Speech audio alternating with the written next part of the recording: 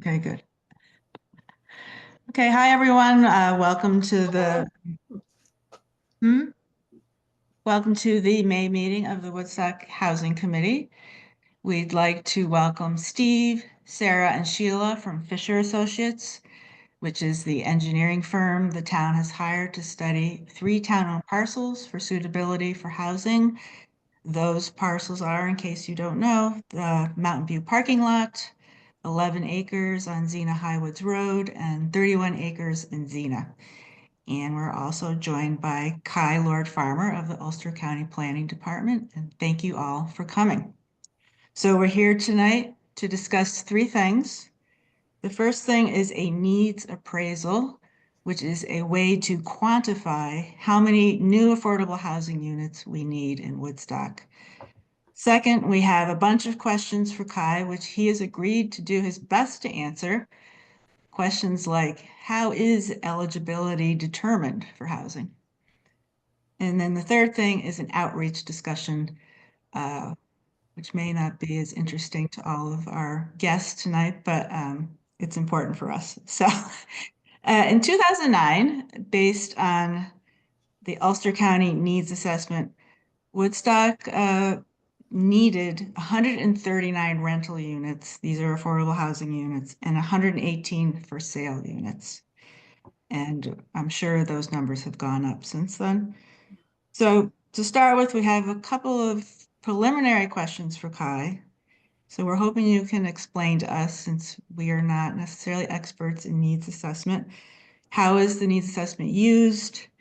Are there different purposes for the assessment for developers and or architects? And is it used to find grants and other funding? Yeah. Thank you, everyone. And I'm just pulling up those lists of questions, but we'll probably go through each of them. Yeah. Yeah, I think there are different types of needs assessments. There's the one that you just quoted that is a study that the county did a number of years ago that was looking at the whole county and kind of how much housing is needed to meet the demand and hopefully stabilize prices in each of the municipalities in Ulster County. But so that was kind of a countywide needs assessment or appraisal.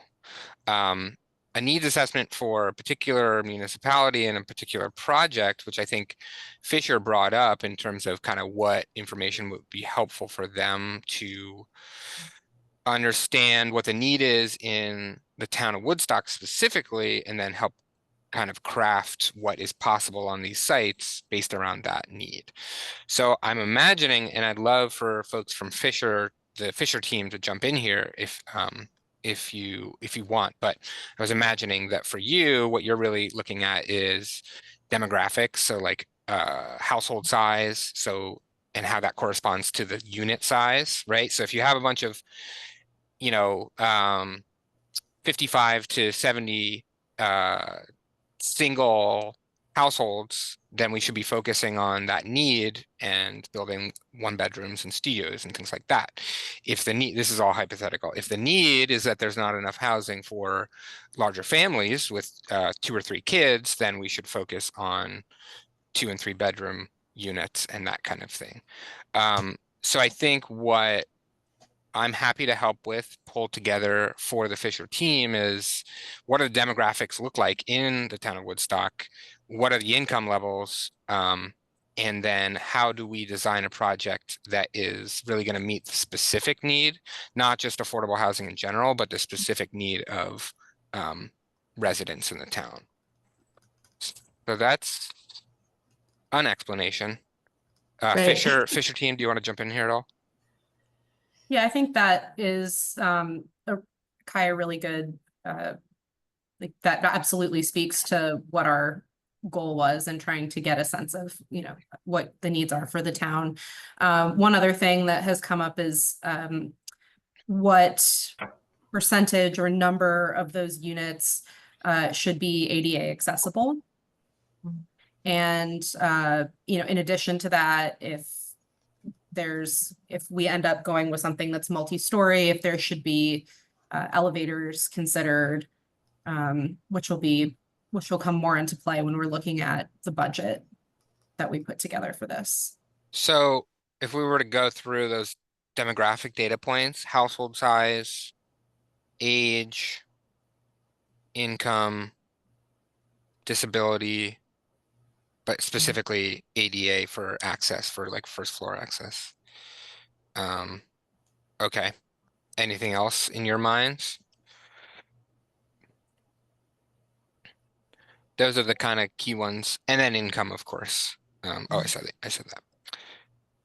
Yeah, Okay, So I think I that's, have a basic question though, sure. since I've never done this before. Yeah. How do you figure out, based on that information, how do you figure out the number of units that you need? Well, I think generally you could say that we're in an environment where the demand is way outstripping the supply. And so building more units is important. The exact number to get us to a balanced market that has a healthy vacancy rate would be a lot of units. Right. I think that's more of like a long-term, um,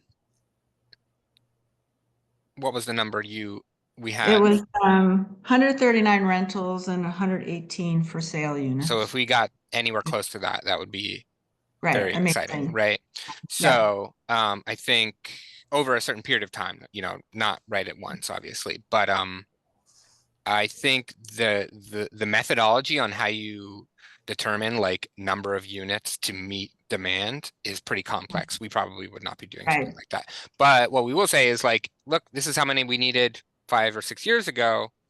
We're Mhm. we're we're taking out, 15, 10% of that is Right. part of the chunk that we're going to try to build. Okay. Question Um, for the single units, mhm. is it efficiency acceptable, or is this the lowest standard of maybe one bedroom? Any stats on that? I don't think we have any stats right now on it, but I wouldn't rule it out on efficiency units, just knowing offhand kind of the demographics of Woodstock. And I would say it's not necessarily the demographics of Woodstock overall, it's the demographics of Woodstock that are within a certain low to moderate income band too. So that band of people looks different than the whole of the Woodstock population. Right. Can I ask a couple of questions? Of Yeah. course.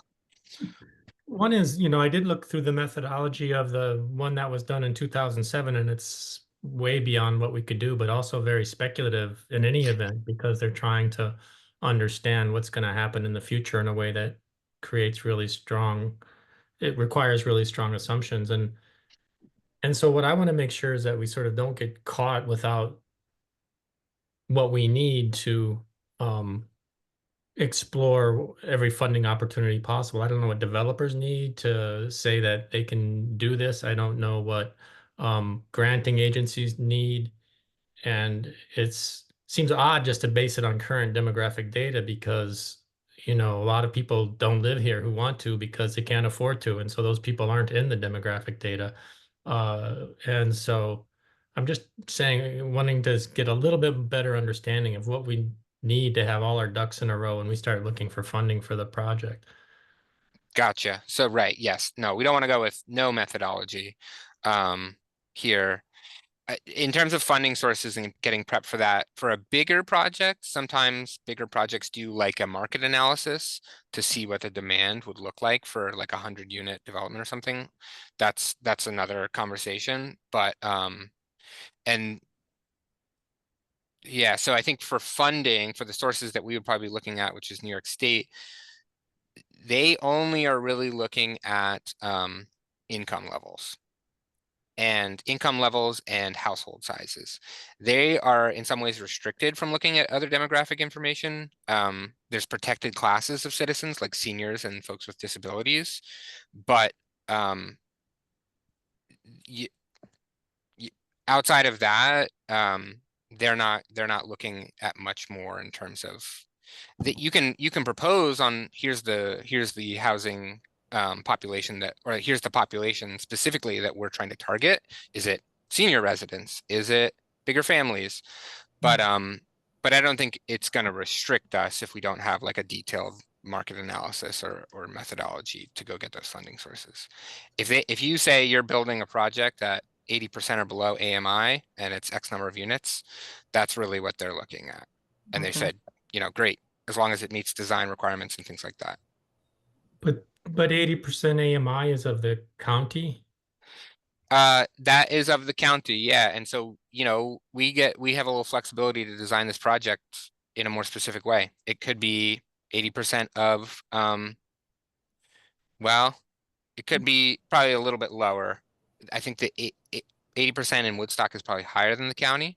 So, yeah, we would be covered in both cases, meaning we're hitting a population in Woodstock that's under that 80% AMI for the town. Does that make sense? So then what Stephen and his colleagues would need is something that we kind of make up, it seems like we decide, I haven't heard anything to say, well, we need to build a lot of 1 bedrooms or we need to build a lot of 3 bedrooms. I mean, that's not going to come out of the demographic data necessarily, is it? Like, how do we decide the mix of housing that's going to go in there? And is that based on some sort of census data or whatever the state would be looking for? Yes, that's kind of what Catherine and I were emailing back and forth about is, you know, I'm going to help the committee put together some demographic data, but also input from on the ground. You guys live in the community. Hopefully you're hearing the types of stories of folks who need housing. So we want that intel from the community, but then we can also compile and give that demographic information to Fisher and to the group to use. So we are going to give them demographic data. It's a little bit of an art and a science, but that's why the committee is here, because we want your input on what do you think would, if someone in the town of Woodstock were to hear about this project, they would say, oh, that makes sense. There's a lot of people with that need, and we're trying to serve that need. Mm. So that's kind of the question back to the committee a little bit. We don't need an answer tonight, obviously, but Right. Okay, thank you. We have one question. What's the current AMI for the county? Oh. Yeah, I we don't. can I can share some information on that, but it Okay. generally it depends on the household size. So you kind of you say hypothetical, not a hypothetical, 4-person household is around 121,000 right now. Yep. A little bit more actually. But Deborah, sorry. So maybe this is kind of wrapped into what you're discussing and building on John's question. So, and what Fisher Associates is going to do. Two things come to mind. One is there are people, as John said, who would like to live in Woodstock, or they work in Woodstock and they can't afford it. So there's that whole population, how that relates to the county AMI. And then also, right now, or for a while, we have a large senior population, and we also have a desire, it's in our comprehensive plan and in some of the other documents we've written, that we really want to try and encourage young families, and sort of a real mix of people into the community. And how does that get factored in to a needs assessment, which is kind of based on, I don't know, I guess on current data? And how do you project, this is our, here's what our goals. How do you Yeah. factor in the objectives? Sorry. well, I think that would be part of, I mean, alongside the demographic information is also those like policy guidance documents for the comprehensive plan. You know, it's what's the need that we're trying to meet in the community, but also what do we want the future, the shape of the community to look like, which is what your Right. comprehensive is kind of for. Right. And so all those things can get factored in to it's actually very good if you've got some sort of policy document behind you saying, look, we've adopted this and this is kind of our priorities in terms of the type of housing that we want to be focusing on. Yeah, okay, that's helpful, because there was a lot about housing in the Yeah, comprehensive. and that so really we'll matters. pass the comp plan along to Mhm. Fisher. Okay. I It's a believe couple there years was- old, but yeah. I believe there was also, I think you all had a meeting, or public outreach last year in 2024. Mhm. You know, prior to starting this, this housing study, That's right. where the community was able to give feedback. And does anyone recall whether there was any, you know, sort of, just sort of anecdotal information shared about what people's preferences are in that regard? In terms of. Well, we did a whole survey, so we can definitely Yeah. pass the survey along. Right. Okay, great. But yeah, sorry, Catherine, go ahead. Yeah, just I mean, just in terms of what we're talking about, what the sort of, you know, what's the sort of general feeling about what types of units are desired, what demographics we want to reach, you know, just sort of, I'm looking for just Yeah. overall sort of comments on all these topics that we're hitting on, and whether Yeah. there was documentation of that community Mhm. feedback that we could review as well. Yes. Part of that. We had, Rebecca actually pulled together a lot of the feedback from that meeting, and we had scribes at each table who took notes on the breakout sessions, so we'll send all of that to you. My general recollection is that people really want housing for people who work in the town. You know, we'd like to be able to prefer Woodstock residents, but we have a question for Kai about that coming up. You know, can we actually do that? Generally, people don't want large developments people like smaller, you know. Yeah, multi- part of that survey was we had some typologies of housing and there was Yes. kind of a preference that you could give. And so I think it was Yep. kind of like small townhomes and Right. smaller Yeah. 8 or less units per building kind of thing. Yeah. But we'll send that to you guys. I was also going to echo the piece about workforce. Folks who Mhm. maybe did live in Woodstock and work in Woodstock, but now can no longer afford to live in Woodstock, but still have to commute there for work. Right. Yeah, there's a lot of restaurants and, you know, Mhm. types of jobs that don't pay a ton of money, but obviously you want folks who work in the community and create the community to also be able to live there. Mhm. I think seniors is also the big one. Yes. Kind of low income seniors, fixed income seniors. Mhm.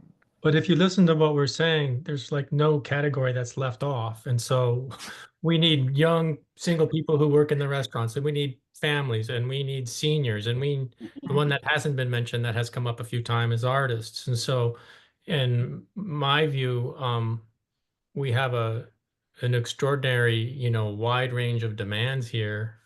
And I think how you would fit them will depend a little bit on how much square footage is available and the different kinds of places where you might build. And it's hard to kind of think about what distribution of size you want without sort of knowing the whole footprint of the building. But I think one of the most important things we need to do as a committee is say, how do we decide this? I don't think we're going to find it, you know, by looking in the transcripts of those meetings. I think we're going to have to think hard about it and, you know, make some choices. And I guess we work with Kai and Fisher on this, but Mm. there's not to me a clear path for how these sorts of decisions, you know, get made because the demands are so diverse. Deborah, did you want to add something? I'm sorry, John just keeps generating other ideas and thoughts, which I appreciate. You know, we have Woodstock Commons, which has a diverse set of units. And it was originally established to have a range of resident types. I don't currently know what it is now, but I would think that Repco, who who built that might also have some data that they use and that they typically use.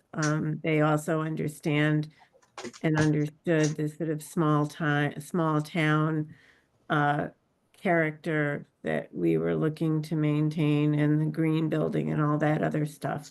So that's kind of down the road, but just in terms of number of units in a building, impact of that, and the sizes of units and the population it serves, I think that there, that wasn't yesterday, but it Mhm. wasn't that long ago. Well, Kai actually put me in touch and I need to follow up with him. Is he the head of development, Kai, at Rockwell? Yes. I just pinged him again for that Oh, info. good. Yeah, Thank- yeah, We Chris, wanted to yeah. get the latest profile, what's the current profile at Woodstock Commons of everyone who's living there, because that would be really useful to know. Yeah, I think so. Yeah. Do we kind of want to keep going through these questions? Sure. Okay. Yes. Do you want, so we're going on to the additional questions for Kai, which we're trying Well, to, yeah, sorry. I'm more available than our Fisher partners. So Yes. are there any ones that are any of your questions that are kind of directed to all of us or to Fisher specifically? Well, I would say Fisher Or are they has what all? they need from the needs assessment discussion. They're welcome to leave the meeting at this point, unless you would like to ask further questions. Okay. Sheila. Yeah, a little of it, we were talking about efficiencies, 1 bedroom. I think once we can wrap our heads around, we have artists that want a studio in their space, 2 bedroom. We have young parents with a small child, 2 bedroom. So we might find that maybe 2 bedroom is most common, or 1 bedroom. Maybe we do have 1 or 2 efficiencies depending on how it lays out.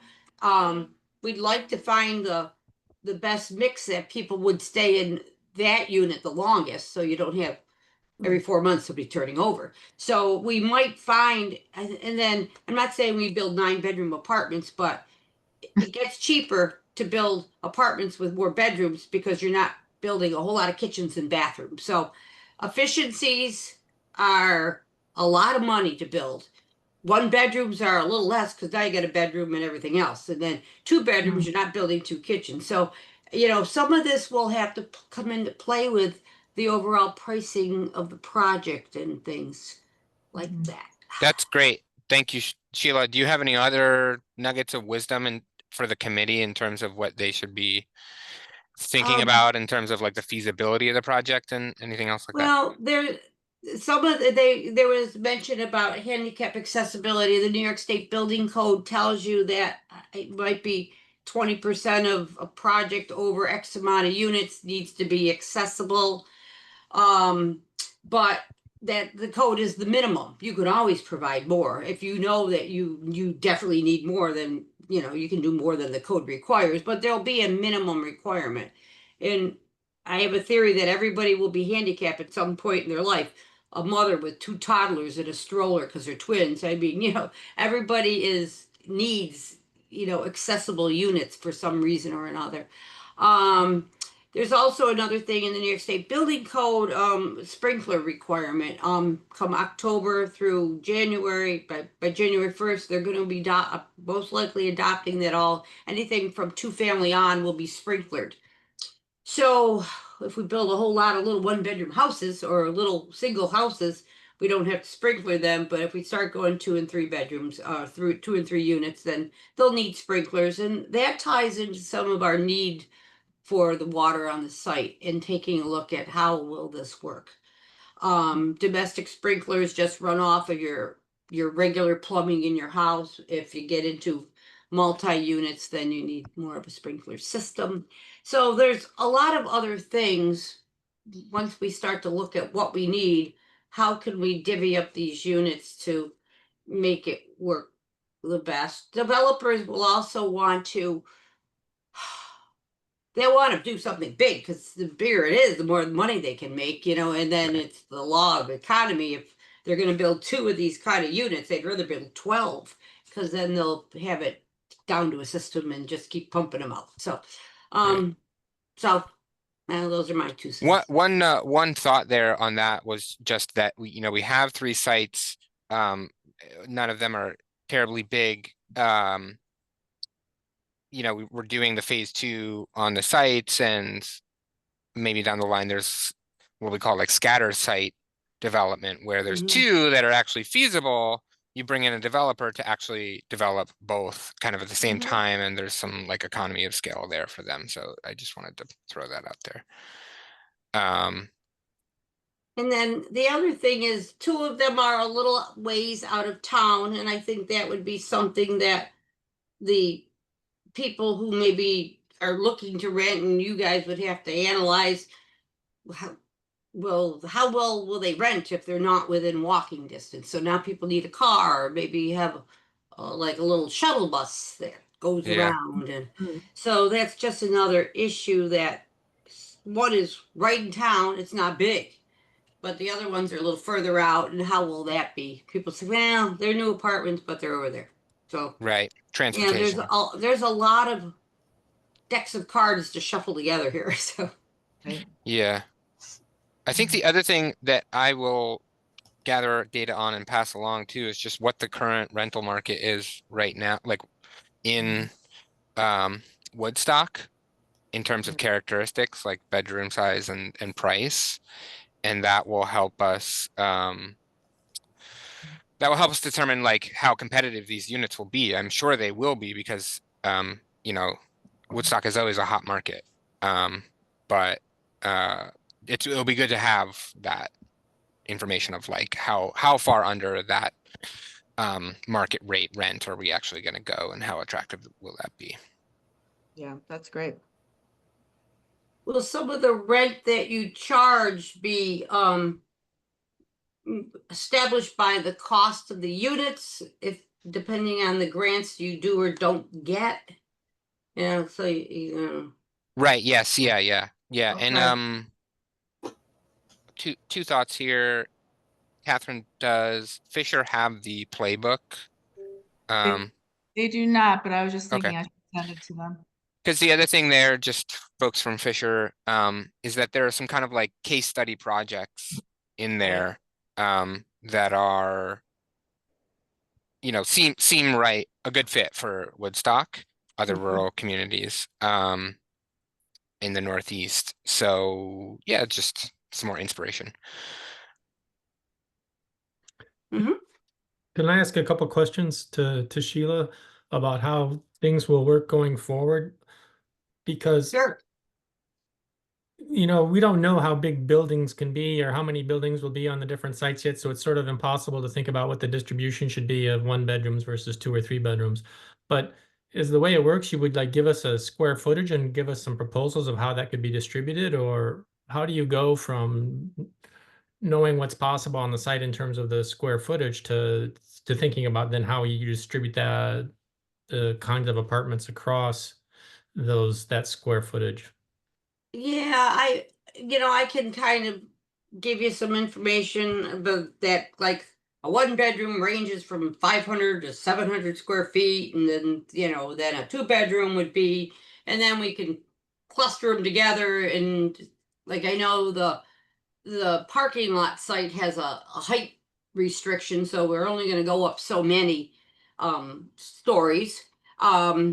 So we can take a look at what a footprint would be. Let's say 50 by 70, and then how many 50 by 70 little boxes that each had 6 or 8, depending on how high they went.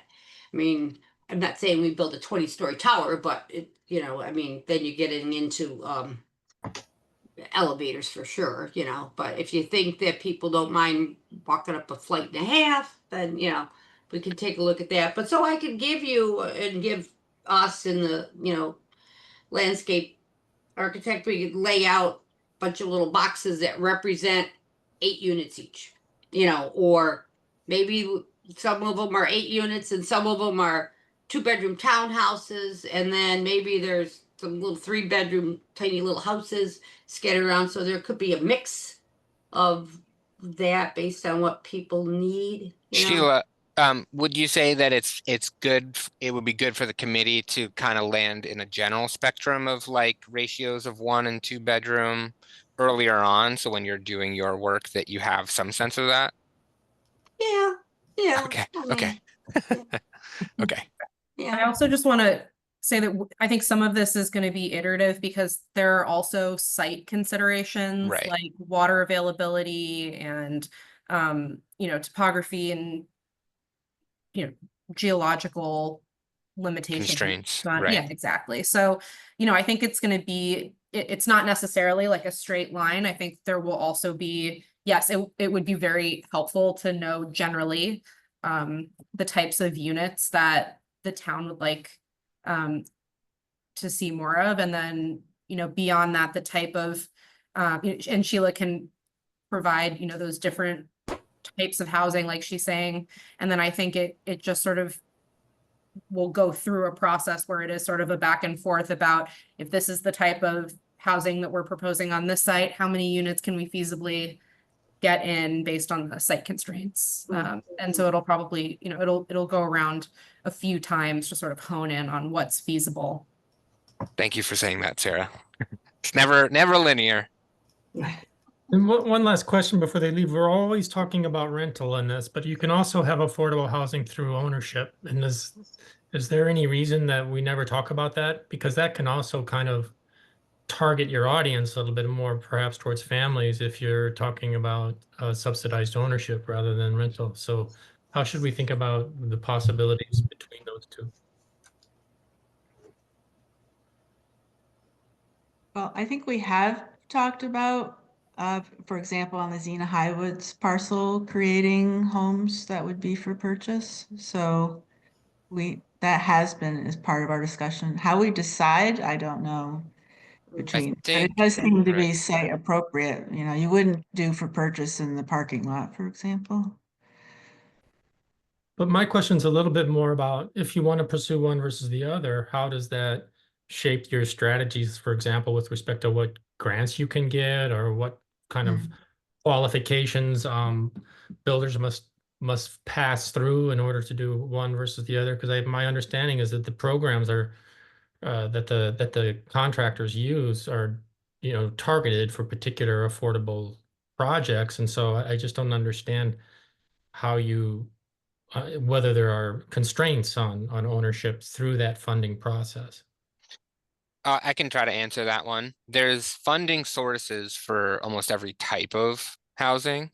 And I think it's a little bit of a decision on the part of the committee and the group here to decide whether we want to go for the home ownership route or the rental route, or if we do scattered site, maybe one and another there. But that should be, I think, just the one other piece here that that's harder with home ownership is that you have to split the lots, right? Like you own typically with single family home ownership, you own the lot and you own the home on the lot, and we're in limited constraints with the amount of space we have. And so what do the zoning requirements look like for splitting those lots for home ownership, unless it were a co-op or something like that. Couldn't it be a condo?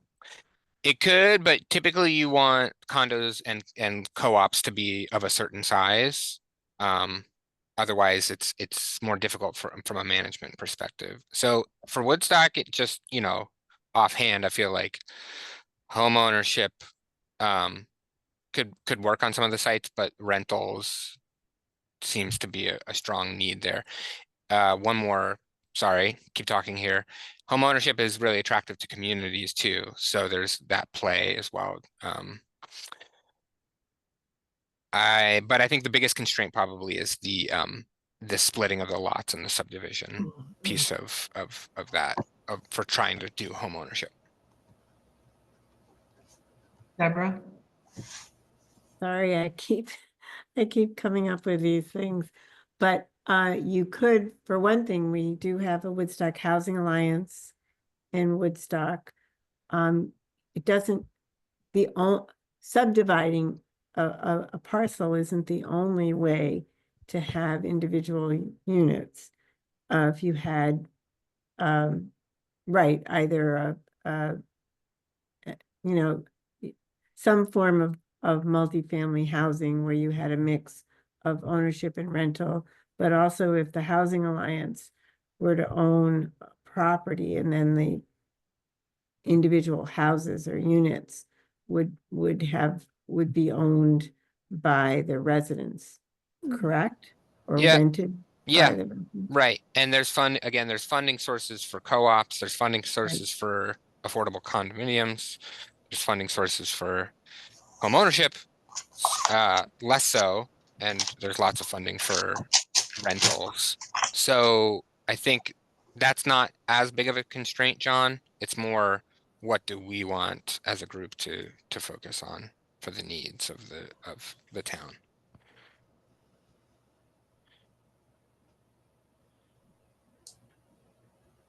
Okay, any more questions from our Fisher colleagues?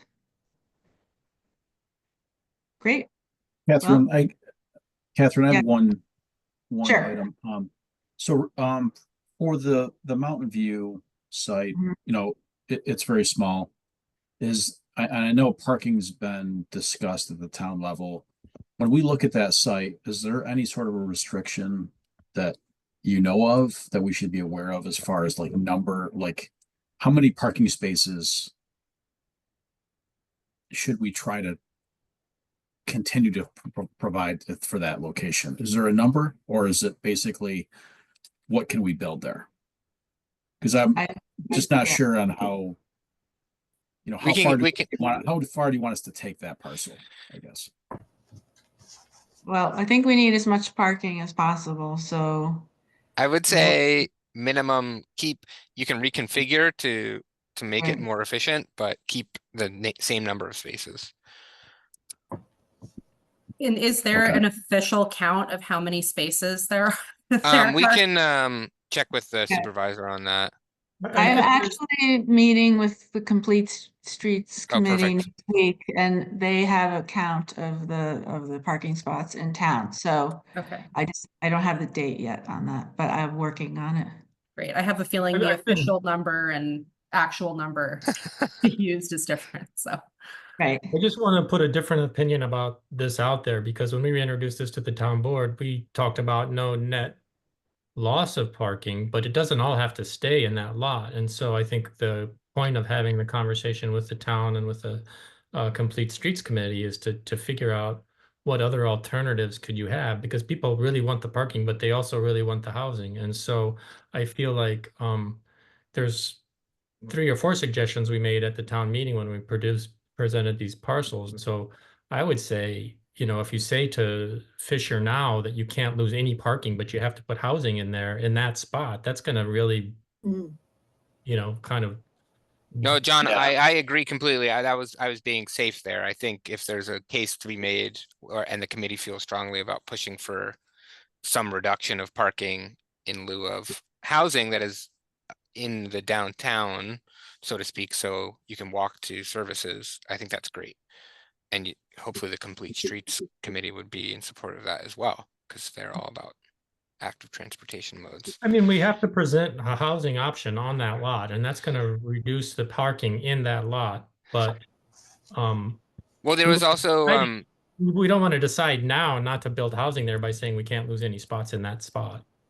sorry, yes, John, there was some discussion earlier about the layout. There is no real layout. So if there were some more formal striping, you could actually you could use a good amount of the lot and keep the same amount of parking spaces, or reduce some as well. It's just how the parking is laid out in the site itself that Yes. that would get an upgrade if there were housing to be built there.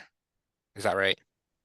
But when we walked the site a few weeks ago, we observed that the spaces between the rows that are currently there, it's very large. Like it could be reconfigured to get more spots Yeah. in. So It there's, certainly could be more efficient, absolutely. Yeah. But Yeah. if you start adding units, you're going to use up some space to do that, and then you got to provide parking there as well.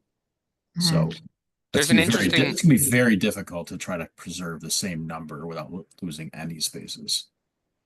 fair, okay.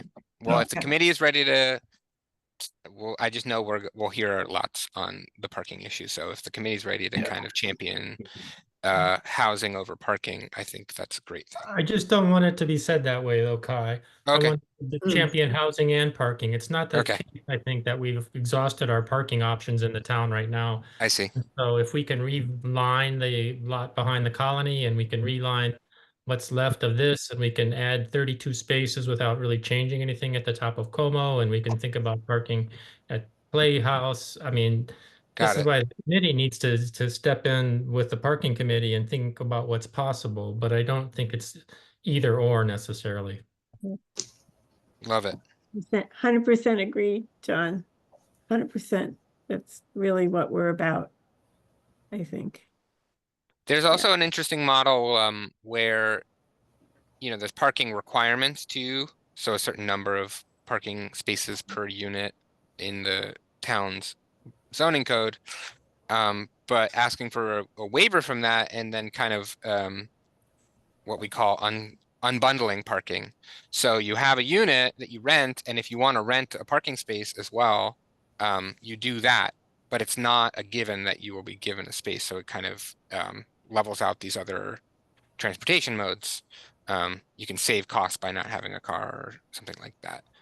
It might be a little too much, but I mean, that's an important point for Fisher to understand in terms of the code for the new housing in Mountain View versus this interpreted parking direction. So, because that's gonna mean a lot in terms of parking spaces. So, I think further discussion on that's probably going to be required. Yeah, great. Okay, any other comments on needs? Well, thank you, everyone from Fisher, for coming. You're free to stay, of Yes. course. Thank you. But I imagine you for want to. Thank you so much. thanks all. We'll catch up. We'll catch up later, Catherine. Thank you. Okay, sounds good. Thanks, Steve. Thanks. Bye. All right, Kai. I'm trying to think, maybe we could narrow down some of these questions since it's It's okay. already 6:03. I do have another meeting at 6:30. Okay. All right, let's talk about eligibility for housing. How is Okay. that? Yeah, so it's complex, so I won't be able to explain it all, but yeah, generally if we're talking about a project that is going to get subsidy from the state for some affordable number of units, there are some requirements in terms of basically opening it up to everyone to be eligible to rent one of those apartments. This is broadly under fair housing law for New York State and fair housing law in general. But what the context for fair housing law, especially if there's state subsidy and funding involved, is that in the 1920s, 30s, 40s, 50s, 60s, there were restrictive covenants. There were housing discrimination for communities of color. And so over time, there's basically, the rights for fair housing law in terms of who cannot apply has been strengthened over time, such that you really need to make sure that you are opening it up to everyone, because if the town of Woodstock, which is predominantly white and wealthy, were to say we're only going to allow people from the town of Woodstock to rent this housing, you're essentially furthering that segregation. And so that's the general lay of the land in terms of not just subsidized affordable housing projects, but just in general. You can't discriminate in that regard. You cannot ask those demographic questions of a tenant or prospective tenant. So there is categories of priority that can be developed into a policy at the local level for preference. But it's a mixed bag. So for instance, we have some communities in Ulster County where, they have an inclusionary zoning. So it says, for projects over 20 units, 15% of those units have to be affordable. And the way that the the lottery or the application process for those units is done, there's preference given to certain classes of people. One is, I'm just thinking of the town of Lloyd's right now, is town employees, EMT workers, or firefighters who are serving the town. Another one is, so kind of workplace related categories are less risky. If you work in the town but can't afford to live there, I think that is another category in the town of Lloyd's. I'll have to pull it up. I think I passed that along to you, Deborah, a long time ago, but that would require the town to go through a kind of like preference policy process to adopt it officially, to say, here's who we want to prioritize. We can't exclude, but what we can do is if there's applicants who come into these projects, we can give a extra points to someone who is a firefighter in the community or is a is someone else. I am not a housing attorney, so I'm not going to be able to like speak to all the details of this, but generally that is kind of the framework and the structure around what you can and can't ask for in terms of who's going to be able to rent the units at the end of the day. I think generally the demographics are such that if you are targeting folks at the lower income range, it is going to be more diverse just by pure statistics. And so I think that's important to recognize. And then on the alternative side of, we only want folks who are in the town of Woodstock to be able to rent these units. We just kind of have to go back to that point about housing discrimination and the history of housing discrimination and fair housing law. Anna, did you have a question? I do. I mean, we can discuss this more in the outreach portion of the conversation too, but I just wanted to bring it up now because I think it's important. We were talking at the beginning of the conversation by doing an additional survey to the public to talk about, what the community feels like the need is when we talk about like how many units, what type of units. And I really think that I've heard from a lot of people in the community already that there's kind of a desire for it to be people who are already here. But if that is dependent on what kind of funding we have and where we're getting the grants, and like we're talking about, working with fair housing law, anti-discrimination, I think we're just going to want to be really clear with folks like what the constraints and limitations are there. If we're going to do that, just something to consider as we, have additional conversations with the public, but certainly we can talk about that more later too. Yeah, and maybe it makes sense to draft up 1 or 2 talking points on that specific issue that's more eloquent than I just tried to explain right now. No, but that was good, Kai. It's very useful. So another question that comes Wait, up. 1 second, Catherine. Oh, Can I have sorry, one John. follow-up question with Kai? So if the town wanted to develop a policy preference and go through that process, do they need to do that now before the project is kind of going out for financing or no, it would only be it would need to be in place by the time the projects are done and being marketed. Yeah. And just a piece that I didn't really mention here is, so, clearly there's lots of nonprofit organizations who are interested on providing affordable housing, workforce housing for low income, moderate income individuals, because they cannot, ask too much of demographics and things like that of tenants. What they do is something called affirmative marketing. And essentially what that is it's kind of like a detailed, this is what a developer would do to market the units once they're built.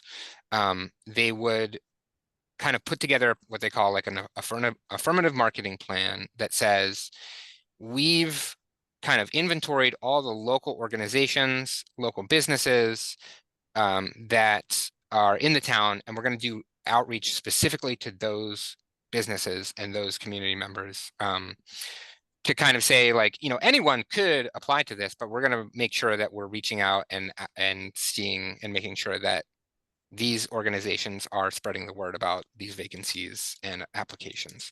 So it's kind of like a boots on the ground approach to getting the word out about that the units are available when they do become available, and that has proven to be a pretty effective strategy to get folks who are already living in the town into those units, or who do work in the stores. So that comes later down the line, but that's really how these nonprofit organizations make sure that they're fitting the project with the needs of the community and folks in the community who need the housing.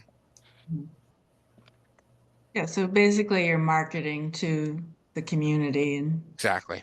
hopefully they hop on it and apply quickly. Yeah, and I'm sure this is what happened with Woodstock Commons. Mhm. And we can probably talk, we could talk to Repco about how they did that, and it would Right. look very similar to that. A lot of people do complain that people from outside the area even get housing and, they're not local in any way. You know, it's an interesting point, and I want to move on to the other questions, but I think we can all say that we're not from here at some point. And so where do we draw that line? That's a little facetious. Yeah, but it's an important point to state that there is no in-group and out-group in a community. It's constantly changing, and there's people that have been there for a long time, but you need young families to move there to keep the community alive too. So Yeah, I agree. Another thing that comes up a lot are affordability requirements, and how do you make sure that the people who are lucky enough to get these homes are still eligible for them? Like, how do incomes yeah. work? Yeah, so that is done through the Affordable Housing Organization when they're marketing the units. It's an application process, and then it's typically, it depends on the funding source, but typically it's just done through the organization, and it's done by providing pay stubs and tax returns. And it's a little bit different. There's a couple other pieces of documentation you need to provide, but they're pretty thorough in terms of like someone really making sure that they're not hiding assets and are really in need of that housing. And then that is kind of re-upped on an annual basis. So every year that you're going to stay in the unit, you just, it's not too burdensome on the tenants. It's just, pay stubs and tax returns typically, and a couple other pieces of documentation. There is some, it depends on the funding source too here, but there is some like grace periods as well. So if you do end up in the unit and you make more money, you may be able to just stay there, even though you're making more money, as long as you stay there. And then if you leave, it goes to someone at that same income level, not your income level, but the threshold income level again. So you're kind of making sure it's sustaining the same income level over time. There are some where it's, if you make over a certain amount of money, you've got a year of grace period or 2 years of grace period to find somewhere else, so that unit can get freed up for someone who makes a little less money. So that's a general lay of the land. It gets into a little bit more detail on like the types of funding, meaning like there's projects for folks with disabilities, so you have to prove disability. There are folks for units for seniors, so you have to prove age, all that kind of stuff. Okay. So nothing needed, like that would all be provided, the enforcing of all that would be provided by the organization, right? Like there's no additional like town organization, housing authority or anything that we would need to have in place, right? To enforce that? No, yeah, this would be, so like Woodstock Commons, Repco is the Yeah. owner of the project, so they take Mhm. care of leasing units to tenants. The only time that would come into play is if the town were to ever adopt an inclusionary zoning requirement. So saying like the town are enforcing that X number of units need to be affordable. You can contract that out to organizations to do that income verification. Interestingly, the Village of New Paltz, their housing committee, they are the ones who are doing this. And it's a lot of work, but I'm very impressed by that approach because I think they're probably going to get a little bit of outside help, but they are kind of the ones who are overseeing that process to build that capacity. And once you're up and running, it really is just this one period in the year where you do income verification, and then after that, it's pretty hands off. Okay. So maybe that's because I think we've gotten a couple questions about that, and maybe it is more in the situation where you're talking about where it's, I guess, maybe like more of a private development, right? And I think some of the news proposed zoning has those Right. in place, and so in that Right. case, then there will need to be, some body Some monitoring, that does that. yeah. Usually it's just kind of it could be in the building department, could be somewhere in the town, or it could be hired out by an organization who does this on behalf of towns. But that would only come into play if there was a zoning update. Okay. All right, Kai, maybe I think we'll let you go. Unless Sure. anyone has any more burning question, maybe one more question if you have a burning question. I've got a burning one. Okay. For one bedroom, what should the rent be for one bedroom by the time we get this built? What are the guidelines for that? Yeah. Well, interestingly, this is a hot debate right now because I'm just gonna look them up really quick. The AMI, the area median income for Ulster County, since the pandemic over the past like 4 or 5 years has gone up 43%. And so if you're using AMI, 80% AMI as a metric, but you have those increases and you're at risk of those increases happening in the future, is that really a good metric to use? And so I just wanted to put that out there, but I will tell you in a second. I'm just putting that caveat in there because 80% AMI is, depending on the community, generally what you're seeing at the market rate now. And so we often recommend going down to the 60% AMI level because that's actually reaching into the need of the actual population. Because you'll be surprised by these numbers when I tell you them. So, well, did you say efficiency units or did you studio? One bedroom. One bedroom. One bedroom at 80% AMI for the county would be 1,700. Which if you go look at the Zillow and apartments.com, I'm sure they're more than that, right? And those are also permanent. So it might be high, but it means that it's affordable for that income band for at least 30 or 40 years. So why is the perception out there that 1,700, 1,800 is too high? There are folks, if you're working at a cafe, that's a stretch for one person. Exactly. Yeah. 60% AMI is 1,300, which isn't, great, but is potentially affordable. Right.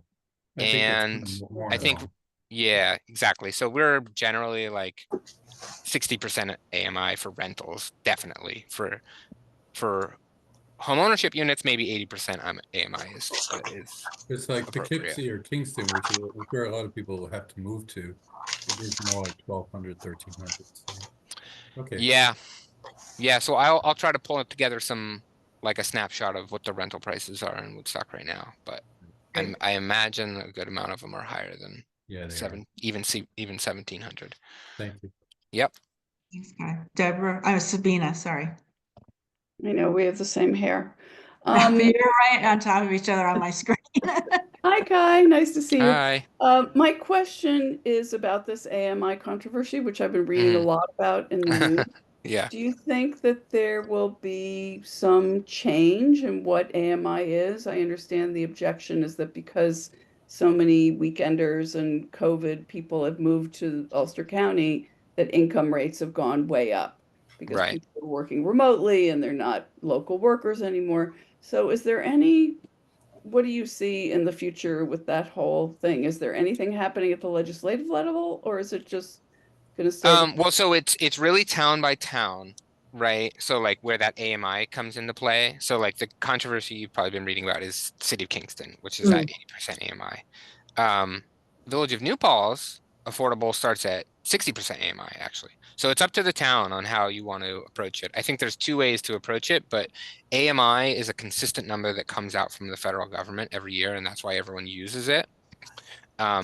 Instead of not using AMI, you just adjust the percentage down to 60% to meet, or wherever you need to meet the actual need of the incomes of the people in that community. Hugely interesting piece of information. I am sure we will use that. Yeah, the other thought here, that's really interesting. Thank you. The other thought that I have seen in a couple places is don't use county AMI, use the town's AMI, which may be probably higher than the county. Actually, I don't know, but at least it's more local. And that's census data that comes out every year too. It's an estimate, but it's more specific to the town of Woodstock. There are places, there are municipalities where the income is way over the average, the median for the county, and it's places like Kingston, it's under that. And so you really do need to look specifically at the income for the community you're working with. Thank you, Kai. Okay, on to my next meeting. Yeah, take a break. Yeah. Good luck with your next meeting. Thank you very much, and I'm excited about this project, so I'll work on all my follow-ups with everyone. Cool. All right, take care. Thanks, everyone. Bye. Bye. All right, now we're moving on to outreach. Rebecca is going to lead on this section. I will. Kathy, can you tell me how much time we have, given we have minutes approval and public be heard, and I'll kind of tailor my part to that. What do you think? Well, we don't have a lot of public left. I would say 15 minutes. You want to do that? Okay, sure. We'll see what we can get through, and then yeah. So a few things to touch base on, everyone. So we're looking at the community meeting this summer, which is that part of stage 3? That's when we've already done stage 2, and we're what stage the community meeting is after we received the stage 2 report, which Fisher has now moved to deliver on June 20th. So they needed a couple more weeks. Yeah, so June 20th we'll get that report. To get the June 20th report, and then so then I think the question is, by when do we think we'll be organized enough to have a committee meeting put together, and do we maybe want to think about, I don't know, it depends on which direction we want to go. Do we want to find out what's available right now at the community center? Do we think that that's an issue, or I'm wondering? I'm thinking we should late July, or would we want to do early August? I was thinking early August personally, but I wanted to see what everyone else thought. I mean, we should give ourselves time. I think we should send it to the town board first and then have a community meeting. I think it's fine to do it on a weeknight instead of a Sunday afternoon or something. There's been a lot of these forums lately for the election, and they're all at night except one's a Saturday morning. I just think that's an okay thing, especially in the summer. People will go out and do that. Right. Well, actually, maybe I like what you were doing, Catherine. You were kind of saying various steps we maybe needed to do before community meeting. Maybe that'll give us an idea of how much time we would need from like June 20th. Yep. So you said we wanted I have to look at the town board schedule, but So- I'm also not sure exactly what we'll be getting from Fisher because we'll need to create a presentation. Yeah. I don't know what kind of graphics they'll be including, so we'll probably have a bit to figure out where we Yeah. can. And the format would be like presenting these options, and would it be like a feedback input session, focus group kind of thing? What's the? That's what I was thinking, but I would love to hear what other people think. Yeah. I think the I table agree with conversations that. were good. Yeah, That's a good one. last, A bit, also a bit of workshop. yeah. So smaller group feedback. Well, we'll probably want to do a big presentation first. Yeah, I feel like I don't know how many people will come, but I feel like if you have maybe the committee or Catherine and John at the front and people submit questions and there's a question runner going around the room, that a more general discussion. I mean, I'm only saying this because, for example, the table that I ran at last summer was basically Lizzie Van and a developer, and they just were not that interested in what we were doing. And I had a very small Right. group. So That's it just true. wasn't a good use of time. Yeah. Yeah, I would I'm agree just with saying that. you run the risk of not every table being fully engaged. Yeah. And I think it's nice for everybody to hear everything. Well, if That's you, my sense. I'm sorry, Anna, I just want to say real quick, like if one of the models maybe would be like what the Youth Center Task Force did, which they did a big presentation to the group, and then they basically had people come up for, questions and comments, and that could be a format we do. It depends on how we're to address those comments and questions. Maybe it's just a listening session and we just, answer what we can and pin what we don't. But that I think worked. I mean, it gives a lot of people a chance to talk and gives everybody a chance to hear what everyone thinks. I like that Donna, too. did I I think interrupt? some people want to be able to be heard. Yeah, I think that would work really well. And I agree with the points that Sabina was making, and Rebecca, I think that that's really great too. And John, having maybe not like a larger discussion necessarily, but to Sabina's point, so that everybody can hear what everyone else is saying. I think that that's really good. I do also think that if we're really organized about it and focused, we probably could get pretty good turnout if we started outreach, as soon as possible once we had a date set or, kind of an idea of how we wanted to structure it. And I imagine because it's such a large issue in the community that if we did push it, we probably could get really good turnout, which would be great. Yeah, I agree that setting a date early and advertising it would be great. I mean, we'll probably need to in order to book the space, right? Right. Well, I would say let's maybe book a couple dates Okay. and then see how things go before we advertise because we don't really know what this report's going to look like, I guess. So we have to figure out how to present it. And the town hall could be a second space, couldn't it? I mean, the Democratic forums, they get a lot of people in Yeah, there. that's a good idea. Yeah. I'm hoping Fisher will give us a digital product in addition, something we can share. Right. Maybe early August, weekday evening was Sabina, you were suggesting and thinking that was feasible? I think, the weekends are so crazy with visitors. Yeah. And parking and everything, and also, I know we don't, but I always feel like a lot of people go away in August. Maybe in Woodstock they don't because it's so great here. I don't know. I mean, I think one possibility, given that's true, is to have more than one of these. I feel like there's a lot of scheduling that's hard for people to do over the summer. And so to imagine everyone having a chance to come by having at least two sessions, or not more than two, but two sessions, makes sense.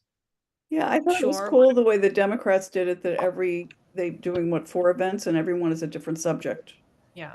So the one on the 30th or 31st of May is about housing and other related subjects. So I just think that's a cool idea.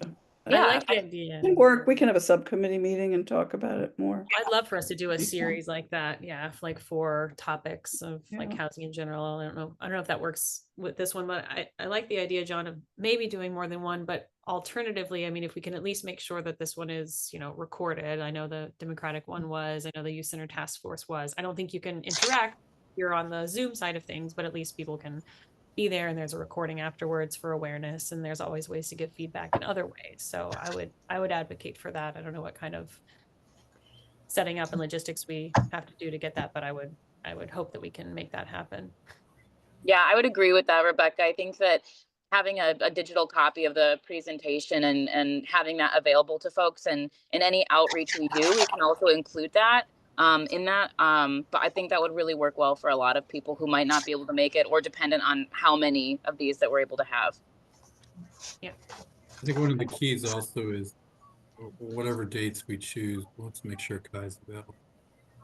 If he wants to join us. Is there a list of people that we're going to need to make sure there's Kai a definite need for attendee? I would say so. He has a lot of information. I mean, I have to go back and look at the contract for Fisher because I'm trying to remember. They do have a required appearance for something, but right now I can't remember what it is because I think it might be useful to have someone from Fisher there too. Sure. Particularly Sarah. Sarah's really into this project, so um, so let me look at that too. Got it. Maybe we get a few dates from the 2 venues we have in mind. So there's community center and the town hall, was it? Mm-hmm. Yes. Do we know who has done that in the past? Can we? Well, it's always been me. Can we delegate? Does anyone else want to give it a wants to shot? do it, that would be great. We could spread the work around. Yes, I would like to do that. All you have to do is call Jackie Early. Jackie Early has the calendars for everything, and she'll check dates for you. And it was that different people for each venue, or is that one person that? Jackie Early is the town clerk, and she manages the calendars for those places. Oh, for both. Okay, so it would be one phone call to person. Yeah, exactly. Okay. Well, any volunteers to at least just get sort of maybe some open dates in what we're thinking, maybe early. Yeah, I'm happy to. I'm happy to make the call. I don't mind doing that. Great. Awesome. Yeah. See if you can get a list of dates early August and for both the venues. Okay. And yeah, that'd be great. Then we can pass those around to the other attendees and see if we can narrow that down. Right. Yeah, that's good. Okay. Any other thoughts on that event? And obviously, I think we're going to be talking a lot about this one. So whenever we have our next, we have to schedule an outreach subcommittee meeting. So I was thinking maybe we could do that in 2 weeks if people are available, and we could meet in person at the Como House. Yeah. And then we could hash out some more details on everything, including these talking points, which Rebecca's about to touch base on. Yeah, pretty good segue. Yep. So Catherine, do you mean, are you proposing a particular date for that meeting? I was thinking May 28th, if that works for people. That Yeah, was I'm in the city at theater that night, but okay. So, but I'm usually around. It's an unusual thing, so I'm around a lot. Well, I could send an email tomorrow and we could figure out a date over That's a email. good idea. Let's do that. But yeah, one of the things we can talk about, I had kind of distributed a start of some points, is mostly maybe some major questions that we have heard. I want to make sure to address, and I won't do much today, but I think when we meet before that, let's plan on everyone reading that document and corrections we want to provide amendments, and see if people want to start maybe drafting some responses for those that we can then use in our materials. So I would just say make sure you take a look through that document before before we meet again, and just take note of your thoughts and what you might, or possible answers that you might have for those. And if you want to, take ownership of any of them for a first draft. Rebecca, I questions know on- that you have something of a transcript from the meeting in front of the town board, and in one of my interventions, I say really every fourth word. So if you could just take some of them I out, know. so I don't sound I know. like a 22-year-old. I'm like, I know it's so humbling when you see your own transcript. Yeah, all the ums and yeah. So you don't worry, you're not the only one, John. But yeah, I had gone back through some transcripts and made note of some common questions and things like that, as well as some of our responses in the moments, which might be good seeds for those answers. So I don't know that we distributed that one with the group, but that is available. And if anyone wants to know how we answered those questions at past meetings, we have a record of that. So, yeah. Okay. I think I sent Well, that around. Yeah, you did. It was. Yeah, okay. Gosh. Oh, Yeah, is you it the did. transcript I was one as just well, looking or- at it again. It's great. Yeah, it's very helpful. It's really good. Oh, good. And I Okay. think I'm going to add all the questions that we talked with Kai about tonight, because Oh, I yeah. think since those are the questions that come up all the time, Yeah.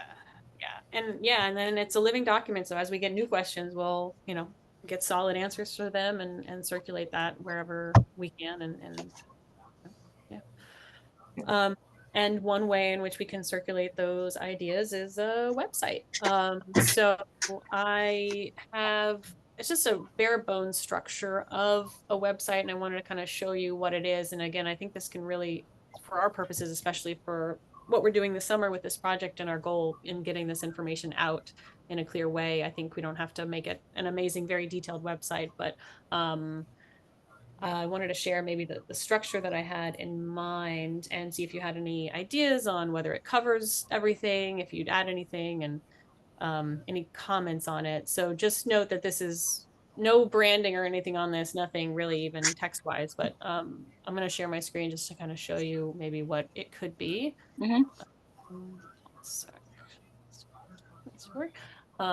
So we'll be able to have, again, put our images and everything there, but basically, we'd have our main webpage in here, and we can have some links here. So I figured, the About Us would, basically who we are, if we have a mission statement, which I believe we do, any meeting schedules and contact info. So, pretty straightforward.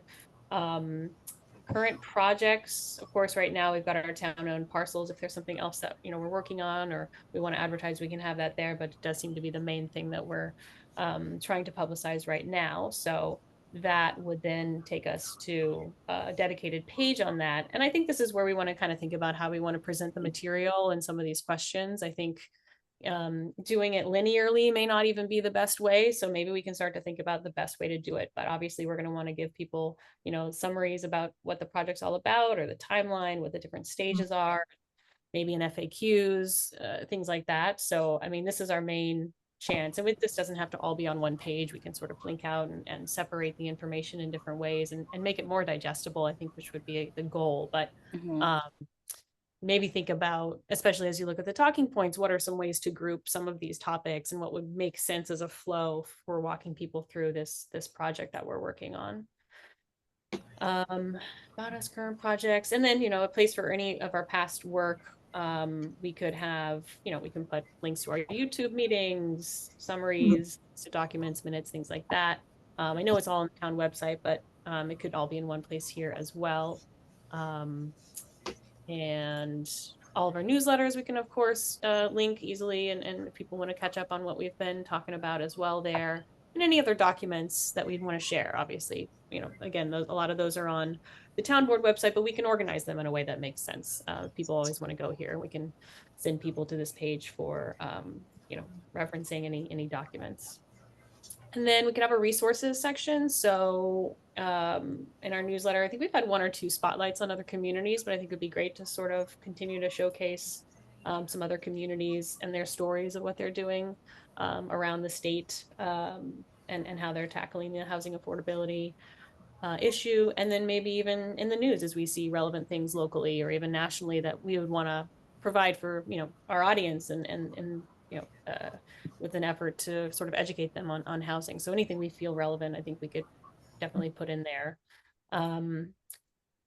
and then back to the homepage. So yeah, these are the main parts. And then obviously we can, you know, if the town-owned parcels is the main thing right now, we can have that be front and center on the front page if we want. So again, super bare bones, but I just wanted to make sure I'm covering the topics and the sort of structure there, and be open to your thoughts. And you can definitely, you know, you can share them now or continue to think about it until we meet again in our subcommittee meeting. I have one. I think it looks great. For the spotlights, do we just want to have a link to the stories like the Worthington or whatever? Or do we want to have a sort of a clearinghouse of maybe some commentary from us on the spotlights? I think for the ones we've already done a little write-up on in our newsletters, we could use that text, but I definitely always would want to, you know, link out to original articles and things like that. So yeah, we can do a little bit of both. You know, we can editorialize and summarize on our end and then link out to the original source. Yeah, I think it Can looks I just great. interrupt real quick? Sorry, Excuse John. me, Sabine. I'm sorry. I gotta go because I have an Oh. event tonight. But I just wanted to say thanks so much to Rebecca for this. And I don't know if you can send something that we could click on so we could think about it sort of in calm. But if you can, that would be great. But this is exactly, I think, what we need, and maybe it'll inspire the town, or maybe we were inspired by the town. But anyway, I'm sorry to run, but I think this is really, really great. So thank you. Yeah, thanks, John. Yeah, have a good night. Hi, John. While we're interjecting, if you all could hear me, because I have an event to go to too. This is my first meeting. I'm Michael Platsky. But to rewind about a half an hour, I think Gregory asked why people felt these units renting for $1,700 or $1,800 is so expensive. And that's because in the not too distant past, those same units were renting for under $1,000 a month. And people remember that. So as a perfect example, the apartments on Sled Hill Road, which are basically little studio apartments that were renting for $500-$600 a month 5 years ago, new owners are in there, and now those same apartments are renting for $1,500 to $2,200. So yes, 16, 17, 1,800 sounds expensive to people who knew they were renting for $800 4 or 5 years ago. Yeah. My question was kind of pointed. I felt the same way. So that's how we got to the conversation of, well, anecdotally, what are we feeling is reasonable? And I think I understand. really broke that down for us. So thank you. Welcome. Sure. Thank you. I look forward to more meetings and seeing if my input could be helpful. But I also have an event to attend shortly, and so I'm going to have to say goodbye for now. Thank you for coming, Mike. Yeah, no, thanks for inviting me. Much appreciated. Yeah. Great to see you. Yep. I think we will do a public be heard. We can just quickly go through the last bullet point again. It may be something we want to carve out time in our subcommittee meeting, but thinking about other content, visuals, infographics, as we know, that are very helpful and powerful. That HRNA communication playbook. I think it would be, as Catherine said, be great to go through and really see what would be useful to use and for what purpose. So I don't know if people had a chance to look through that or had any initial thoughts on that you wanted to share now, or any of those assets that you think would be particularly helpful to prioritize in our communications. I like the idea of the playbook. One of the things that I think I brought up can leave a little space for that now if anyone. Can you hear me? I know my connection's not great. No, we can hear you. So one of the things, and I can spearhead this, is, this is going to catch up with us very quickly, in a good way, in terms of planning, but I think that it'd be great if we could have some conversations about vernacular for Woodstock, meaning what does the community think a housing project that's going to get built in the next couple of years might want to look like? I think we all have assumptions about what it should be, but it'd be great to have a few workshops on what people think is the look and feel for a sustainable, Woodstocky kind of project. So I would be happy to help with that. Greg, I think that's a great idea. I also, for the website specifically, I think, similarly when we did the presentation and kind of had the timeline for the project, I think that would be good. But, to your point, Greg, too, I think if on the website we wanted to have like a feedback area, like a, email submission, not just like a contact us, but also like specifically if people have like pointed feedback, that would be really helpful. But yeah, happy to talk about it more at the subcommittee meeting too. Wonderful.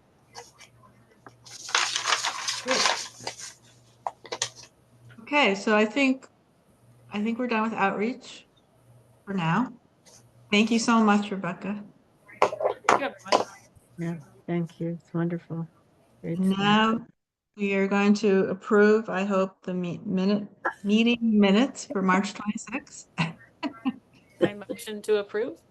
I second. All in favor? Aye. Aye. Aye. Okay. I wasn't And now- present, so I'm Well not voting. What'd I you say? wasn't present for that meeting, so I'm not Oh, voting. okay. Okay, I think we have enough votes, so. Now we have public be heard. I think Max is the only one left. Yep. Francesca. Oh, Francesca, sorry, Francesca. You can talk too. Anna Maria. I just want to say that this is a fascinating process. And one of the reasons I keep coming is I'm kind of hooked, and there's a lot of work to do, obviously, but it seems to be methodical and orderly, and I'm looking forward to more meetings. Thank you. That's all she wrote. Thank you, Francesca. Max, did you want to say anything? Okay, all good. Maria, would you like to say anything? Oh, We cannot hear you. It looks like your audio is turned off. It's like you're muted. Yeah.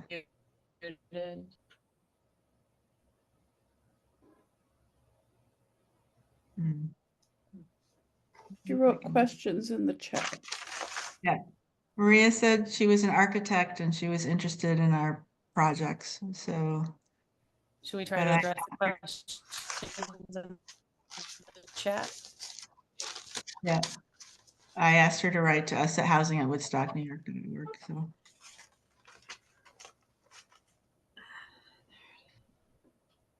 Okay, well, oh, here we go. Hi, sorry, I had some background noise and I didn't want to bother you all with it. So yeah, this is my first meeting, as I wrote in the chat, and I just wanted to first of all say thank you.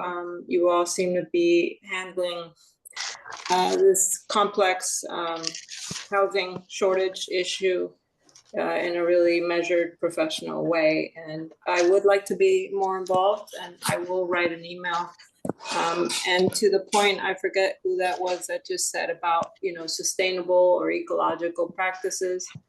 I am interested in that, and we have been working all the new houses that we design, and even New York City apartments are,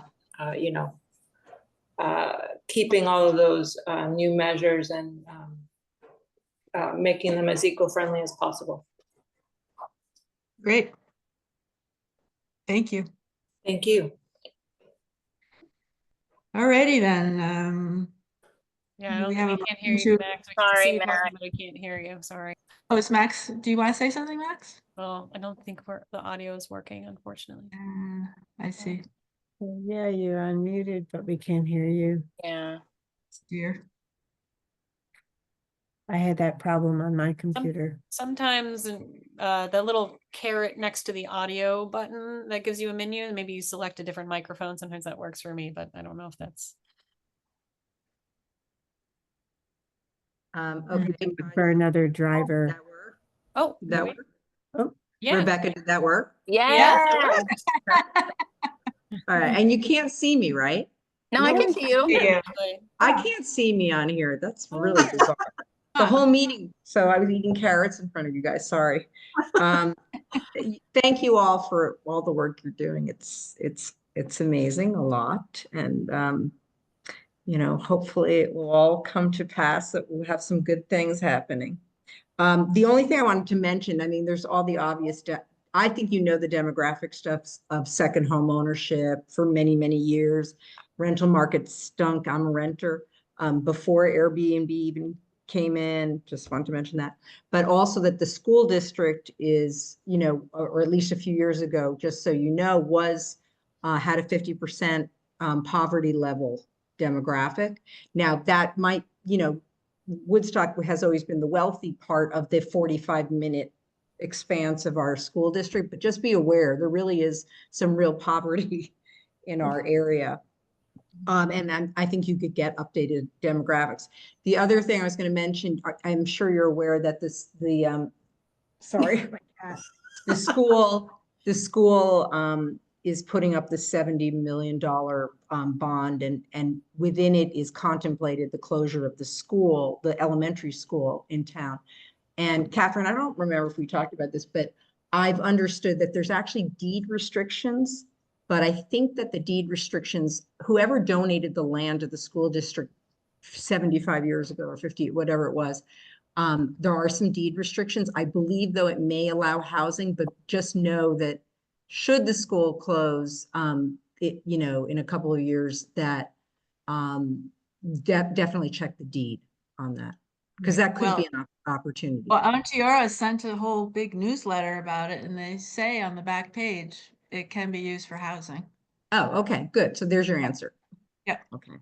So And that's all. I'd rather have a school personally. So. Yeah, me too. There, No, but yeah, it's I more, know. there is more land on that property. Yeah, there is. So you There's a lot don't of just land. have to There's a look lot at the of land. school building. You could actually have both. You could have housing and a school, Okay. potentially. So that's all I just wanted to mention, but thank you all for what you're doing. Well, thanks for coming. I wish I could have seen that I was being seen. So I hope I didn't do anything really outrageous. We'll never tell. Well, I hope you will tell me, Deborah. Good to see you, Max. That's what community And is your about. cat. Anyway, nice to see you. Okay. All right. Well, All right, thank you, bye. everyone. Bye now. We'll see each other soon. All right. Have a great night. You as well. Bye. Bye.